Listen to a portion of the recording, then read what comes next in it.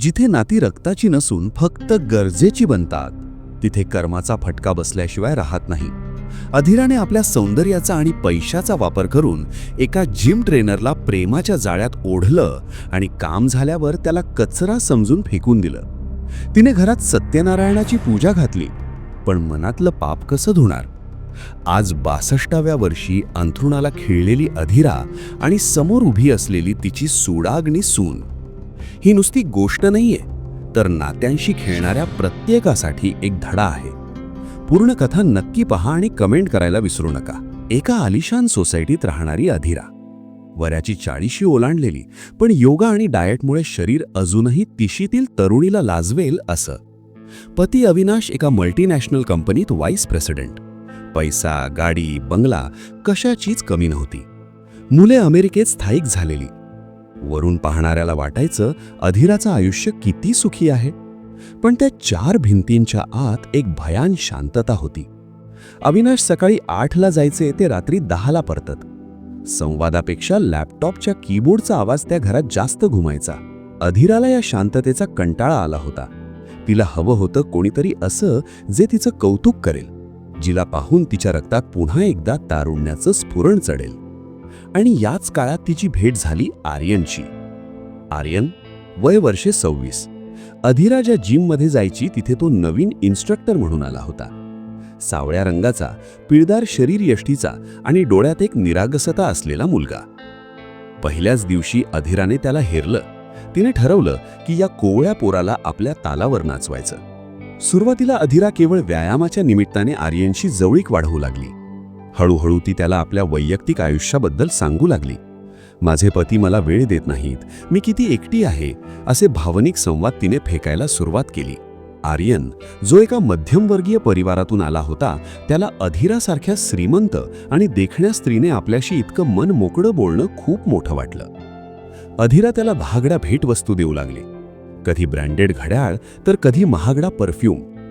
आर्यनला सुरुवातीला संकोच वाटला, पण अधीराने त्याला प्रेमाच्या जाळ्यात असं गुंफलं की त्याला ते सगळं खरं वाटू लागलं.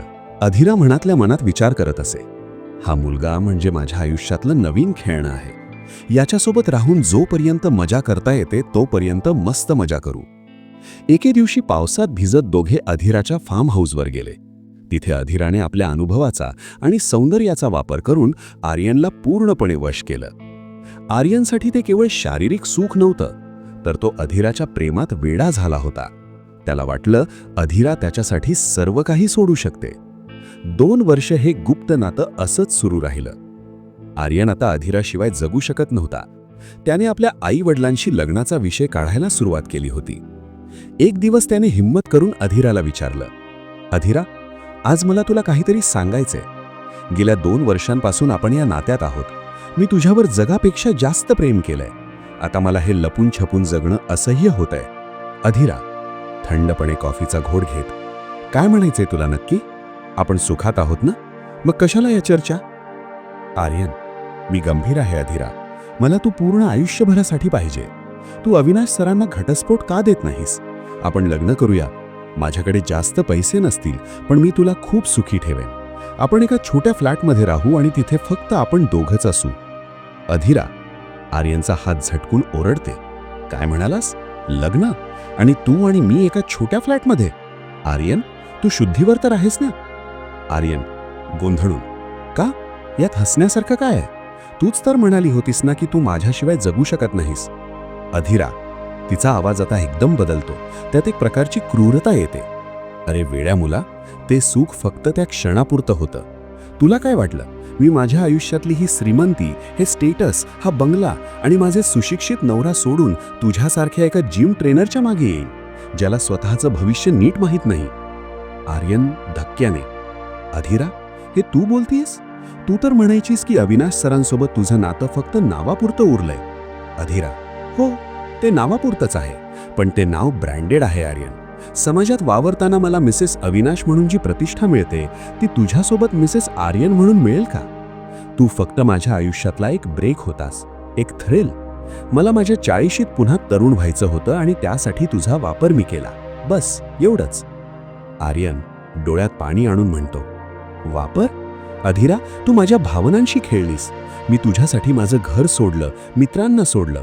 मला वाटलं हे खरं प्रेम आहे. अधिरा जवळ जात त्याच्या गालावर हात फिरवते, पण नजरेत तिरस्कार ठेवून म्हणते, प्रेम? अरे प्रेम पुस्तकात आणि सिनेमात चांगलं दिसतं. रिअल लाईफमध्ये फक्त गरजा असतात. माझी गरज तू पूर्ण केलीस आणि त्या बदल्यात मी तुला महागडे फोन, ब्रँडेड कपडे आणि फिरायला गाडी दिली. हिशोब बरोबर झालाय ना आपला? आर्यन तिचा हात झटकून ओरडतो, नाही, हा हिशोब नाहीये, ही फसवणूक आहे. मी तुला हे असं करू देणार नाही. मी तुझ्या पतीला, तुझ्या मुलांना सगळं सांगेन, आपले सगळे फोटो दाखवेन. अधिरा एकदम शांत होत धमकावणीच्या स्वरात म्हणते, प्रयत्नही नको करूस. एक फोन करीन पोलिसांना की हा मुलगा मला गेल्या 2 वर्षांपासून ब्लॅकमेल करतोय. लोक कोणावर विश्वास ठेवतील? एका प्रतिष्ठित कुटुंबातल्या स्त्रीवर की तुझ्यासारख्या साध्या नोकरी करणाऱ्या पोरावर? तुला आयुष्यभर जेलमध्ये सडवीन आर्यन. तुझ्या घरच्यांची अब्रू रस्त्यावर येईल ते वेगळं. आर्यन सुन्न होऊन तिच्याकडे बघत राहतो. तू इतक्या खालच्या थरावर जाऊ शकशील मला माहीत नव्हतं अधिरा. तू माणूस आहेस की मशीन? अधिरा तिच्या पर्समधून पाकिट काढत काही नोटा त्याच्या तोंडावर फेकते. मी प्रॅक्टिकल आहे. हे घे पैसे आणि उद्यापासून माझ्या आसपासही फिरकू नकोस. तुझं काम संपलंय आर्यन. आता मला माझ्या फॅमिलीकडे, माझ्या संसारात परत जायचंय. तू तुझ्या लायकीच्या एखाद्या मुलीला शोध आणि हे नाटक इथेच थांबव. आर्यन तुटलेल्या आवाजात, एक दिवस तुझा हा गर्व नक्की उतरेल अधिरा. नियती कोणालाही सोडत नाही. तू आज माझं मन तोडलेस, उद्या तू अशीच कोणाच्या तरी आधारासाठी रडशील, पण तुला कोणीच मिळणार नाही. हा माझा शाप समज. अधिरा कपाळावर आठ्या घालत, शाप? हे डायलॉग सिनेमातच ठेवा. आता इथून चालता हो. आर्यनला आयुष्यातून हकलून दिल्यावर अधिरा पुन्हा एकदा समाजात आदर्श पत्नी बनून वावरू लागली. तिने घरी मोठी सत्यनारायणाची पूजा घातली. अविनाशच्या खांद्यावर डोकं ठेवून ती फोटो काढू लागली. आर्यनने काही दिवस तिला फोन करण्याचा प्रयत्न केला, पण तिने त्याला ब्लॉक केलं आणि शेवटी त्याने नोकरी सोडून गाव गाठलं. अधिराला वाटलं प्रकरण मिटलं, आपण जिंकलो. पण नियती आपली खेळी खेळत होती. काही वर्षांनंतर अधिराचा मुलगा रोहन अमेरिकेतून परत आला. त्याने सांगितलं की तो एका मुलीच्या प्रेमात आहे आणि तिला भेटायला त्याने अधिराला एका कॅफेमध्ये बोलावलं. अधिरा मोठ्या उत्साहात गेली. तिथे रोहनसोबत जी मुलगी होती तिला पाहून अधिराच्या अंगावर काटा आला. ती मुलगी दुसरी कोणी नसून आर्यनची धाकटी बहीण होती. तिचं नाव होतं सानिका. सानिका अधिराबद्दल सगळं माहीत होतं. आर्यनने आत्महत्येचा प्रयत्न केला होता आणि त्यानंतर तो कित्येक महिने मानसिक धक्क्यातून बाहेर आला नव्हता. त्याने आपल्या बहिणीला अधिराचा फोटो दाखवला होता. सानिकाने अधिराला बाजूला नेलं आणि शांतपणे म्हणाली, अधिरा काकू, ओळखलं मी तुम्हाला. तुम्ही माझ्या भावाचं आयुष्य उद्ध्वस्त केलं. त्याला फक्त एक टाइमपास समजलं. पण आज तुमचा मुलगा माझ्या प्रेमात वेडा आहे. मला सांगा, जर मी तुमच्या मुलाशी लग्न केलं आणि त्याला लग्नानंतर तुमच्यासारखंच वागवलं तर तुम्हाला चालेल का? अधिराच्या तोंडून शब्द फुटत नव्हता. तिला भीती वाटली की सानिका रोहनला सगळं सांगेल. सानिका पुढे म्हणाली, मी तुमच्यासारखी नीच नाही. मी रोहनवर प्रेम करते आणि मी त्याला काही सांगणार नाही. पण एक लक्षात ठेवा, तुम्ही जेव्हा जेव्हा मला पाहाल तेव्हा तेव्हा तुम्हाला तुमच्या कर्माची आठवण येईल. तुम्ही ज्या मुलाला कचरा समजून फेकून दिलत त्याचीच बहीण आज तुमच्या घराची सून बनून येणार आहे. हाच तुमचा न्याय आहे. लग्नानंतर अधिराच्या घरात सानिका आली, पण अधिरासाठी ते घर आता तुरुंग झालं होतं. ती सानिकाच्या नजरेला नजर देऊ शकत नव्हती. अविनाशला काहीच माहीत नव्हतं, पण मीराला प्रत्येक क्षणी आर्यनचा तो रडणारा चेहरा आठवत असे. आज अधिरा 62 वर्षाची आहे. काही दिवसांमध्येच अधिराला पॅरालिसिसचा म्हणजे अर्धांग वायूचा झटका आला. ती बोलू शकत नव्हती, चालू शकत नव्हती. रोहनला वाटलं की हा फक्त एक आजार आहे, पण सानिकाला माहीत होतं की हा कर्माचा हिशोब आहे. आज अधिरा बेडवर पडून असते. रोहन आणि सानिका तिच्यासमोर आनंदाने वावरतात. सानिका तिची सेवा करते, पण तिच्या नजरेतला तो एक शांत तिरस्कार अधिराला दररोज मारतो. अधिराकडे आता भरपूर वेळ आहे, फक्त विचार करायला आणि पश्चात्ताप करायला. पण आता वेळ निघून गेली आहे. मित्रांनो, आयुष्यात आपण जे पेरतो ते चुकतं. कुणाचं मन तोडून मिळवलेलं सुख हे केवळ एक मृगजळ असतं, जे शेवटी आपल्याला एकटं करतं.